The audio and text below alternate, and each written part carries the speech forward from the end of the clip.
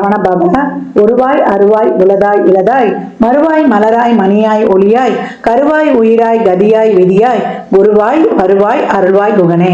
நண்பர்கள் அனைவருக்கும் வணக்கம். நான் ஆதித்ய சொர்ணலட்சுமி பேசுறேன்.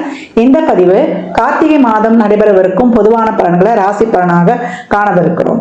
வளராக திருச்செந்தூர் வீட்டிற்கும் முருகப்பெருமானின் பொற்பாத கமலங்களையும் என் அன்னை வாராகியின் பாதங்களை பணிந்தும் 12 ராசிக்கும் இந்த மாதம் என்ன மாதிரியான சிறப்பான நிகழ்வுகள் நடக்கவிருக்குது என்பதை 12 பதிவுகளாக துல்லியமான பலன்களாக காணப்படுறோம். கார்த்திகை மாதனால ரொம்ப விசேஷமான மாதம். இறை வழிபாட்டிற்கு, சுப நிகழ்ச்சிகளுக்கு கார்த்திகை மாதம் செய்யக்கூடிய திருமணங்கள் மிக சிறப்பாக இருக்கும். வீடு கட்டி கிரக பிரவேசம் பண்ணலாம். இல்ல வீடு கட்டணும்னு நினைக்கிறவங்க இந்த மாதம் வரக்கூடிய கார்த்திகை 8 வாஸ்து நாளாக வரும். அன்றைய தினம் வாஸ்து பூஜை செய்வது, இல்ல வாஸ்து பகவான் நினைச்சு ஒரு பொறி, அவள் கடலை, வெல்லம், வெத்தலைப்பாக்கு பழம் வச்சு தேங்காய் உடைச்சி வழிபட்டு எங்களுக்கு ஒரு நல்ல வீடு அமையன்னு வேண்டிக்கிட்டாலே அதற்குரிய பிராப்தத்தை அவர் கொடுத்துருவாரு. இந்த கார்த்திகை மாதத்தில் என்ன கோஷம் நம்ம காதுல கேட்கும்? நமக்கு ஐயப்ப சுவாமி உடைய கோஷம் தான் நம்மளுக்கு கேட்கும். அதனால ஐயப்ப மலைக்கு மாலை போடுபவர்கள் தாராளமாக போட்டு அந்த வழிபாட்டை மேற்கொள்ளலாம். ஏன்னா நம்மளுடைய ஐயப்ப வழிபாடு நம்முடைய சனீஸ்வரனுடைய பகவானுடைய தாக்கத்தை குறைத்து நமக்கு நன்மையை ஏற்படும். 7 சனி போகுது, அதுல 3 பிரிவு போகுது. விரய சனி, ஜென்ம சனி, பாத சனி, கண்டக சனி, அஷ்டம சனி, அர்த்தாஷ்டம சனி. எந்த சனீஸ்வர பகவானுடைய காலங்கள்லையும் இல்ல சனி தோஷம் இருக்குது, சனி சிறப்பா இல்ல, சனீஸ்வர பகவான் எனக்கு சிறப்பா செயல்படும் அப்படின்னாலும் நம்ம ஐயப்பனை வழிபடும் பொழுது ரொம்ப அருமையான பலன்களை பெற்றுக்கொள்ளலாம். அதை தாண்டி இந்த மாதம் திருக்கார்த்திகை தீபம், அண்ணாமலையானுக்கு அரோகரா. அது மாதிரி அந்த அண்ணாமலையானுடைய திருக்கார்த்திகை தீப வழிபாடு எப்படி எல்லாருமே நம்ம திருவண்ணாமலைக்கு போயிட முடியுமா? போக முடியாது. நம்ம போக முடியாதவங்க எப்படி எளிமையாக வழிபட்டுக் கொள்ளலாம் என்பதை பதிவின் இறுதியில சொல்லியிருக்கேன். அதனால பதிவினை முழுமையாக கேளுங்க. நீங்க கேட்பதோடு மட்டுமல்லாமல் உங்கள் உற்றார் உறவினருக்கும் பகிருங்க. இந்த மாதம் காணப்படக்கூடிய கிரகநிலைகளை பார்த்துடலாம். இந்த மாதம் காணப்படக்கூடிய கிரகநிலைகள் பார்த்தீங்கன்னா, நமக்கு ரிஷபத்தில் குரு பகவான், கடகத்தில் செவ்வாய் நீச நிலையில், கன்னியில் கேது பகவான், விருச்சகத்தில் சூரியன் புதன், நமக்கு சுக்கிரன் தனுசில். இந்த மாதத்துல நமக்கு 17ஆம் தேதி அவர் மகரத்துக்கு பயிற்சி ஆகிறார். சனீஸ்வர பகவான் கும்பத்தில் ஆட்சி நிலையில் நேர்கதியில் சென்று கொண்டிருக்கிறார். ராகு பகவான் மீனத்தில். இந்த மாதம் 21ஆம் தேதி செவ்வாய் வக்ர நிலை அடைகிறார். இந்த கார்த்திகை 11ஆம் தேதி புதன் வக்ர நிலை அடைகிறார். சந்திரன் இந்த மாதம் நமக்கு ரிஷபத்தில் உதயமாகிறார். இந்த கோள்களின் கோச்சார நிலையால் 12 ராசிகளும் சந்திக்கவிருக்கும் சாதக பாதக பலன்களை நம்ம அறிந்து கொள்ள போகிறோம். அதனால நண்பர்கள் இதில் சொல்லியிருக்கின்ற எளிமையான வழிபாட்டு முறைகளை பின்பற்றி தங்களுடைய வாழ்வை வளமாக்கிக் கொள்ளுங்கள். கும்பராசி கும்ப லக்னத்திற்கான பலன்களை காணவிருக்கிறோம். கார்த்திகை மாதம் எப்படி இவங்க கடந்து வருவாங்க அப்படின்னு பார்க்கும்பொழுது, தீயாய் வேலை செய்யணும் குமார், நம்ம சினிமா பட டைட்டிலாக இருக்கு அப்படின்னு கும்ப ராசிக்காரர்கள் கேட்பது தெரியுது. உங்களுக்கு நல்ல அருமையான காலகட்டம். 7 சனியாக இருந்தால் கூட இந்த காலகட்டம் சனீஸ்வர பகவான் மகர நிவர்த்தியில் நீங்கி இப்போ தெளிவாக உட்காந்துருக்க போகிறாரு. இது வரைக்கும் நிறைய குழப்பத்தில் இருந்தோம். இன்னும் அதிகப்படியான குழப்பம், எங்களால் எதுவுமே செயல்பட முடியல, நிறைய மன அழுத்தத்திற்கு ஆளாகி இருக்கோம். மன அழுத்தமும் உடல் சோர்வு, மனசோர்வு அதிகப்படியாக காணப்படுது. எங்களுக்கு தேவையில்லாத எண்ணங்களை, தேவையில்லாத பயம், தேவையில்லாத குழப்பம், இதை மட்டும் நீங்கள் நீக்கி கொண்டால் போதும். இந்த மாதம் ரொம்ப அருமையாகவே இருக்கும். தொழில் நல்லா சிறப்பாக இருக்கும் அப்படின்னு சொல்லலாம்.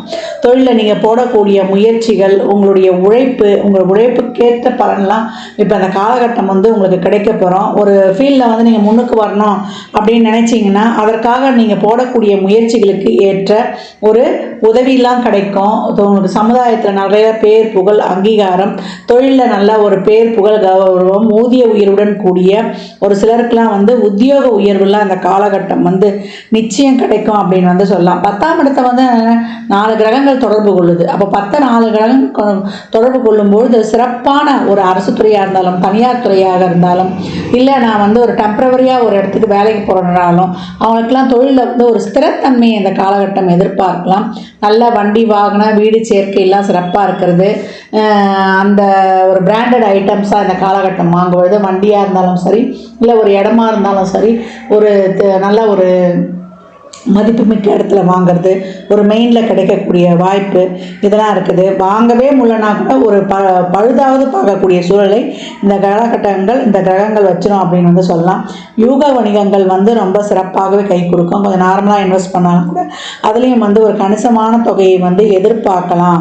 இந்த காலகட்டம் வந்து உங்களுக்கு குழந்தை பாக்கியம் உண்டு. அதற்கு வைத்தியெல்லாம் பார்த்தீங்கன்னா கிடைக்கப்பெறுவது. திருமணம்லாம் வந்து ரொம்ப சிறப்பாக நடந்தேறும் அப்படின்னு வந்து சொல்லலாம். இது வரைக்கும் வந்து திருமண வாழ்க்கை பிரச்சனை, உறவுகிட்ட பிரச்சனை, ரொம்ப மனவலியாக இருக்குதுமான்னா என்ன சொல்கிறேன், இந்த காலகட்டம் நிறைய விட்டு கொடுத்து போயிடுங்க. தேவையில்லாமல் ஆர்கியூமெண்ட் வச்சுக்காதீங்க.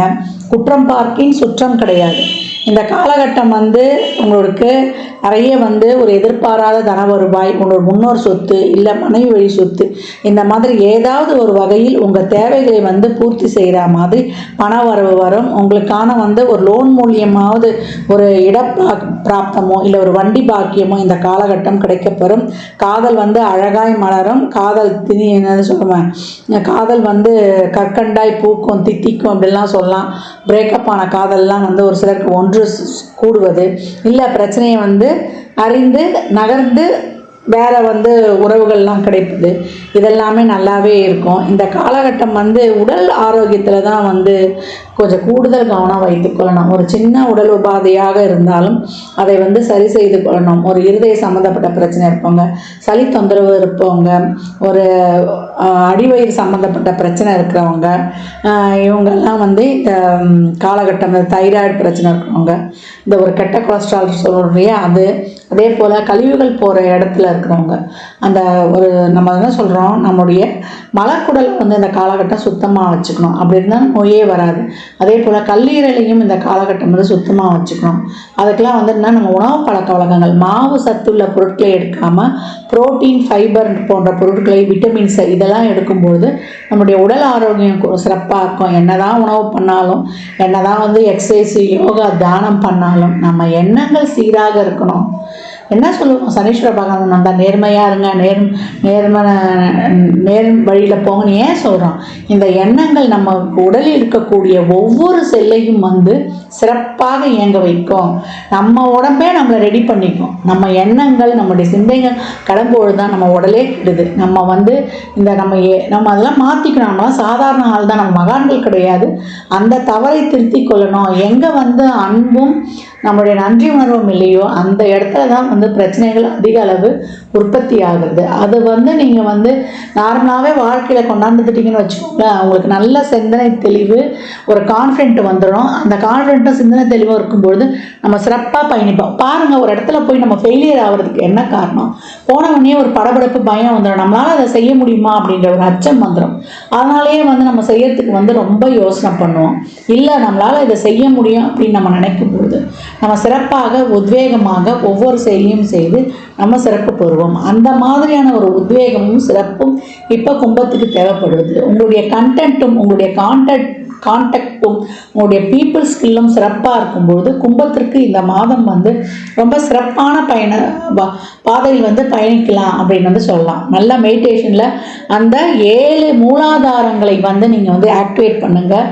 அதற்கான வந்து சில மந்திரங்கள்லாம் இருக்குது, நெட்டில் போட்டிங்கனாலே அதனுடைய பீஜ மந்திரங்கள்லாம் வரும். மூலாதாரத்தை ஃபஸ்ட்டு இயக்குங்க. உட்காந்து லம் அப்படின்னு சொல்லி ஆரம்பிங்க. லம்னு அந்த லான்னு இழுத்து இம்மில் முடிக்கணும். அது லம் அப்படின்னு அந்த மாதிரி நம்மளுடைய அந்த ஆரம்ப புள்ளியை வந்து இயக்கிட்டோன்னு வச்சுக்கோங்களேன், நம்மளுக்கு இருக்கிற அந்த பயம் இதெல்லாம் போய் முதல்ல நம்ம கான்ஃபிடென்ட்டாக உட்காந்துருவோம். அந்த மாதிரி அந்த ஆரம்பத்தை வந்து இயக்குங்க. உங்களுக்கு தியானமே வரல, சக்கராசே எனக்கு ஆக்டிவேட் ஆகலைனாலும் அமைதியாக ஃபஸ்ட்டு உட்காருங்க. அப்படி அமைதியாக ஃபஸ்ட்டு வந்து உட்கார்ந்தாலே உங்களுக்கு வந்து ஆட்டோமேட்டிக்காக வந்து உங்களுக்கு அந்த பொறுமை, சகிப்புத்தன்மை இதுதான் வந்து இப்போ வந்து இந்த 7 சனியில், அதுவும் ஜென்ம சனியில் வந்து தேவைப்படுது. அந்த மாதிரி இருக்கும்போது உங்களுக்கு உங்கள் வாழ்க்கையை வந்து நீங்கள் சிறப்பாக வந்து மேம்படுத்தி கொள்ளலாம். கும்பராசிக்கு இந்த மாதம் திருமணம், குழந்தை பாக்கியம், அதற்கான ஒரு வைத்தியம், பிள்ளைகள் நலன் சார்ந்த விஷயங்கள், இல்லை படிச்சுட்டு இருக்கிறோமா, எங்களுக்கு வந்து படிப்புக்கு ஏற்ற வேலை கிடைக்குமான்ற அனைத்து விதமான பிரச்சனைகளையும் தீர்வதற்கு உங்களுக்கு நல்ல வழி கிடைக்கும். ஆனால் என்ன பண்ணணும், உங்கள் உடல் ஆரோக்கியத்திலையும் தேவையில்லாத சிந்தனைகளையும் குழப்பத்தையும் நீக்கி தெளிவாக நீங்கள் பயணிக்கும் போது மட்டும் பேசும்பொழுது பணம் கொடுக்கல் வாங்கல், வாய் வார்த்தை, ஜாமீன் இதிலெல்லாம் கவனமாக இருக்கும்பொழுது உங்களுக்கு வந்து இன்னும் வந்து அதிகப்படியான பலன்கள் ஏற்படும். மௌனம் சர்வார்த்த சாதனம். எவ்வளோக்கு எவ்வளோ வந்து நீங்கள் வந்து பொறுமையையும் சகிப்புத்தன்மையையும் கடைபிடித்து ஊக்கமுடன் உழைக்க முற்படுகிறீங்களோ, உங்களுடைய சிந்தனையையும் உங்கள் செயலாற்றலையும் ஒரு வெற்றி என்ற புள்ளியை நோக்கி குவித்து உழைக்க சிறப்பாக முற்படும் பொழுது உங்கள் வாழ்க்கையில் வெற்றி நிச்சயம். கும்பம், இந்த காலகட்டம் இன்பத்தை நோக்கிய பயணம் சிறப்பாக நடைபெறும் அப்படின்னு வந்து சொல்லலாம். இந்த பலன்கள்லாம் கோள்களின் கோச்சார நகரை வைத்து சொல்லப்பட்டிருக்கு. உங்கள் சுய ஜாதகத்தில் இப்போ என்ன தசாபுத்தி நடக்குது, அது எதற்காக உங்களுக்கு வந்து ஊக்கப்படுத்துது, அது திருமணம், குழந்தை பாக்கியத்திற்கா இல்லை பொருளாதார முன்னேற்றத்திற்கா என்பதெல்லாம் உங்கள் சுய ஜாதகத்தை ஆய்வு செய்வதன் மூலம் மட்டுமே நாம் தெளிவாக அறிந்து கொள்ள முடியும். கும்பராசி அன்பர்கள், நீங்கள் வழிபட வேண்டிய தெய்வம் என்னன்னு கேட்டிங்கன்னா சிவ வழிபாடு தான் வைக்கணும். ஆசுதோஷி கூப்பிட்டாலே ஓடியாந்துருவார். மகேஸ்வரா, என்னை வந்து உன்னை விட்ட வேறு யாரும் காக்க இல்லை. ஏன்னா இது கார்த்திகை மாதம், திருவண்ணாமலை தீபம், அந்த பௌர்ணமி கார்த்திகை வரக்கூடிய அந்த திருவண்ணாமலை தீபம் அன்னைக்கு நம்ம எல்லாருமே போக முடியாது. அதனால் வீட்லேயே வந்து நம்ம 27 தீபங்களை ஏற்றுறதோ இல்லை 9 தீபங்களை ஏற்றி வைத்துட்டு அதையே வந்து 27 முறை வரம் வந்தாலே திருவண்ணாமலையை வளம் வந்ததுக்கு சமம்.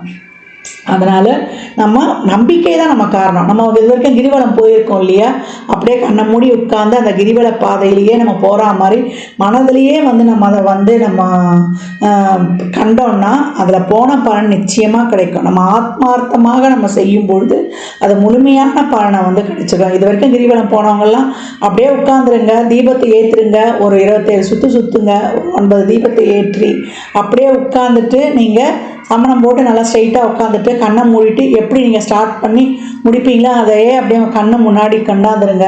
திருவண்ணாமலை கிரிவலம் செய்கிற பலனை வந்து முழுமையாக நீங்கள் பெற போகிறீங்க.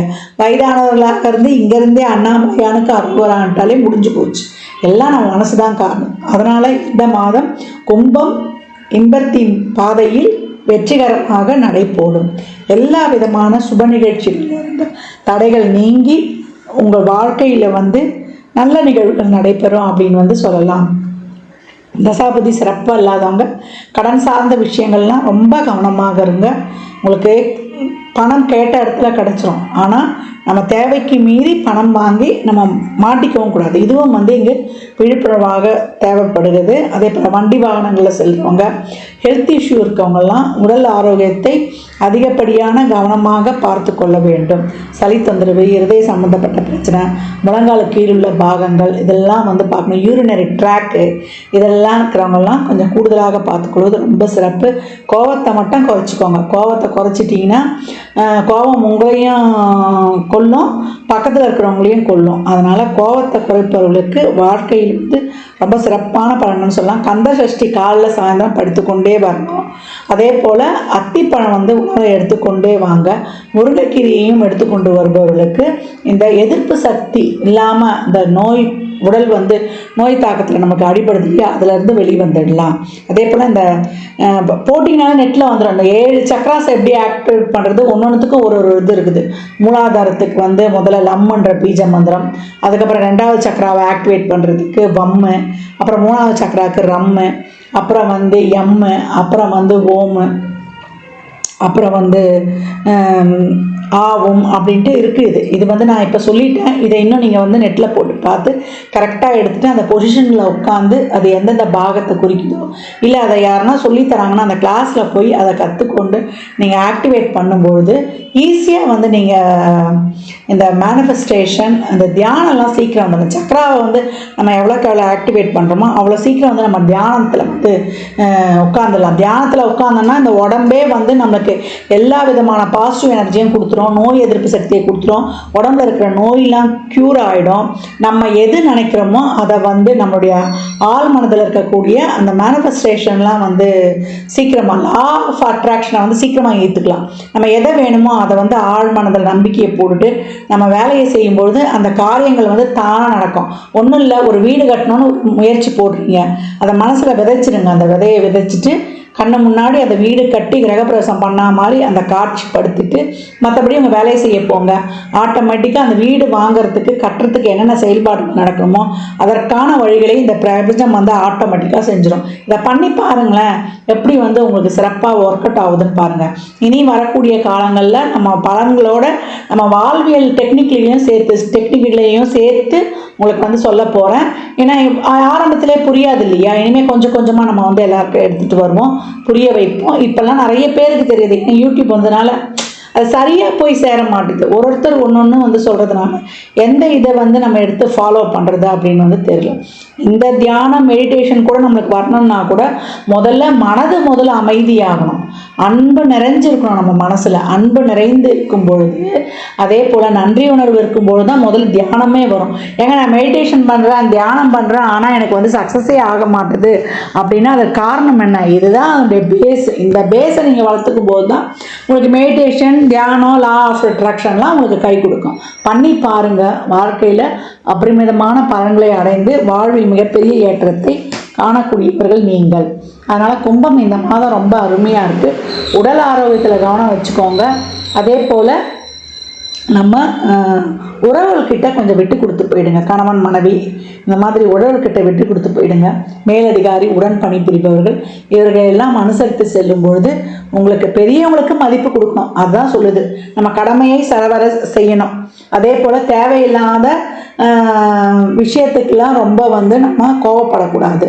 பொறுமை நிதானத்தோடு நம்ம செயல்படும் பொழுது நம்ம வந்து சிறப்பாக வந்து பயணிக்கலாம் அப்படின்றது தான் இந்த சனி பகவானே நம்மளுக்கு உணர்த்துறாரு. ஏன்னா சனி வந்து உட்கார்ந்துட்டவொடனே நம்மளால் எதுவுமே செய்ய முடியாது, ஒரே குழப்பம், இதுலேயே முடிவெடுக்க முடியாதுனால ஒரு மன சோர்வு, ஒரு உடல் சோர்வு அப்படி மூளையில் முடக்கி வச்சுருவார்.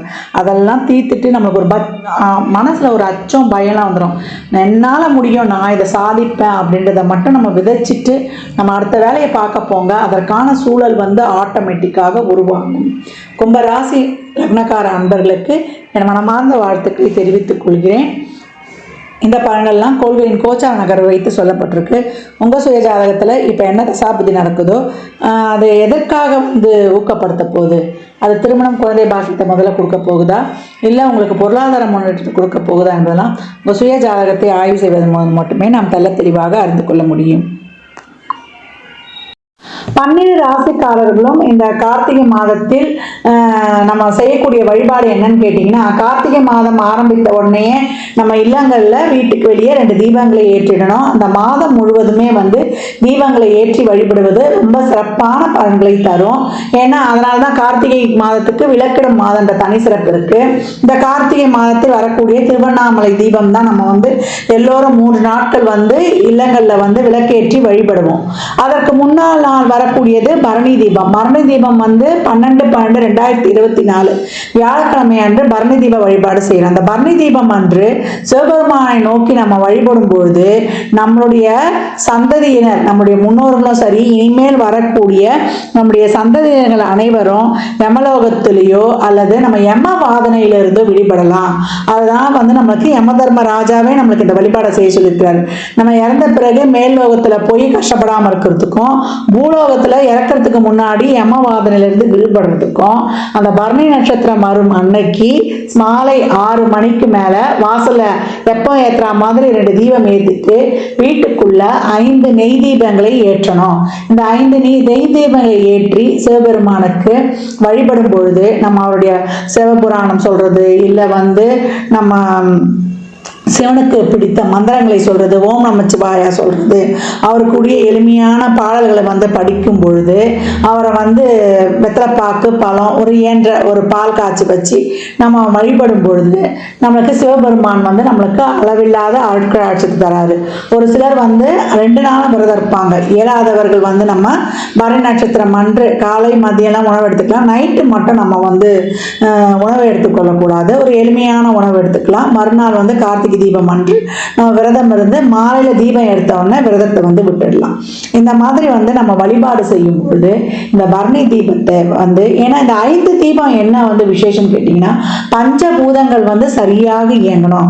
வெளியில இருக்கக்கூடிய பஞ்சபூதங்கள் நிலம், நீர், நெருப்பு, காற்று, மழை அளவா புரியணும், காற்று அளவா வீசணும், நம்மளுக்கு சூரியனுடைய வெப்பம் வந்து நம்மளுக்கு அளவா வந்து நம்மளுக்கு கொடுக்கணும். இந்த மாதிரி வெளியில இருக்கிற பஞ்சபூதமும் சரியா இயங்கணும். அதே பஞ்சபூதம் நம்ம உடலுக்குள்ளேயே இருக்குது, அண்டத்தில் இருப்பது தான் நம்ம பிண்டத்திலேயே இருக்குதுன்னு திருமூலரும் சொல்லியிருக்கிறார். அப்ப நம்ம உடலுக்குள்ள இருக்கிற பஞ்சபூதங்களும் சரியா இயங்கும் போதுதான் நம்ம உடலானது ஒரு சீராக இயங்கும் இருக்குது. அதனால இந்த பரணி தீபம் அன்று அனைவரும் வந்து சிவபெருமானை வணங்கும் போது, நம்முடைய முன்னோர்கள் இது வரைக்கும் மேல்லோகம் செல்லனாலும் அவங்களும் வந்து செல்லுவாங்க. இல்லை இருக்கிற காலத்துல எல்லாரும் வந்து கடைசி காலத்துல ரொம்ப கஷ்டப்படுறாங்க, ஒரு உடம்பு சுகம் இல்லாம அப்படின்றவங்க, அவங்களும் அதுல இருந்து வந்து விடுதலை பெறுவதற்கு இது ரொம்ப சிறப்பா இருக்கும்.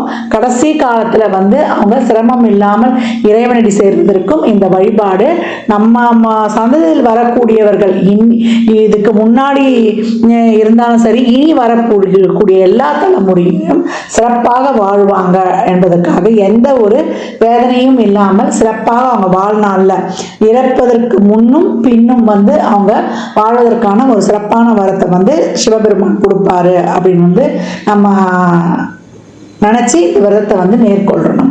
அப்படி இல்லையா அன்றைய நேரம் உள்ளன்போடு சிவனை வந்து தீபம் ஏற்றி வழிபட்டாலே போதுமானது. மறுநாள் வரக்கூடிய கார்த்திகை தீபம் என்னைக்கு வருதுன்னா 13/12/2024 வெள்ளிக்கிழமை அன்று மாலை வந்து நம்ம கார்த்திகை தீபம் வந்து வீட்டுல வந்து நிறைய விளக்கு ஏற்றுவோம்.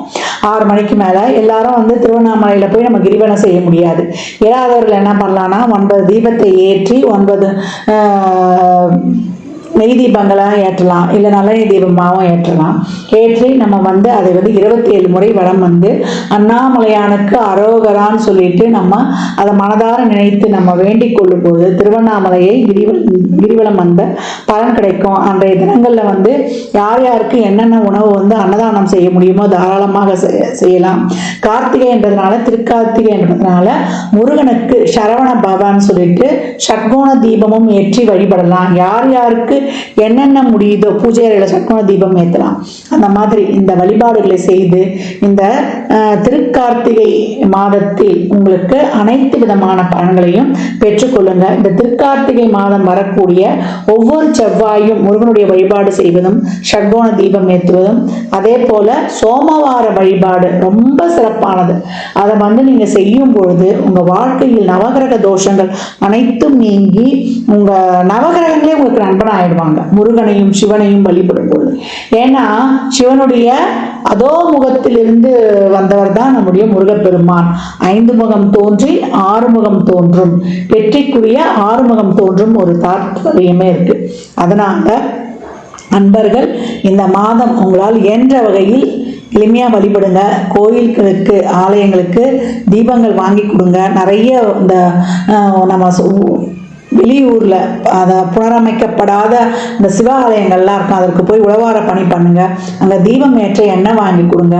இதெல்லாம் உங்க வாழ்க்கையில வந்து அந்த கோயில் ஒளிர்வது போல உங்க வாழ்க்கையும் வந்து பிரகாசமாக ஒளிவிட்டு ஒளிமயமான எதிர்காலம் உங்களுக்கும் நிச்சயம் உண்டு என்றால் அது மிகை கிடையாது. ஜாதகம் பார்க்க விரும்பும் அன்பர்கள் இந்த எண்ணுக்கு ஒரு மெசேஜ் செய்யுங்க. தங்களுக்கான விவரங்கள் அளிக்கப்படும், அப்பாயின்மெண்ட் பெற்றுக்கொள்ளலாம். ஜாதகம் சிறந்த முறையில் கணித்து பார்த்து தரப்படும், வாஸ்து பார்த்து தரப்படும், வாஸ்துப்படி வீடு கட்ட பிளான்கள் போட்டு தரப்படும், எண்ணியல் பார்த்து தரப்படும். எண்ணியல் படி பிறந்த குழந்தைகளுக்கு பெயர் வைத்து கொள்ளலாம். தொழிற்சாலைகளுக்கும் பெயர் வைத்து உங்கள் வாழ்வை வளமாக்கிக் கொள்ளலாம். சுபமுகூர்த்த நாட்கள் குறித்து தரப்படும். அவரவர் சேவைக்குண்டான கட்டணத்தை செலுத்தி சிறப்பான சேவைகளை பெற்று வாழ்வை வளமாக்கிக் கொள்ளலாம். மற்றும் ஒரு சிறப்பான பதிவில் சந்திக்கும் வரை தங்களிடமிருந்து விடைபெற்றுக் கொள்வது ஆதித்ய சொர்ணலட்சுமி. மிக்க நன்றிகள். வாழ்க வளமுடன். நற்பவி நற்செவி இறையருளால் அனைத்தும் நிறைவாகட்டும்.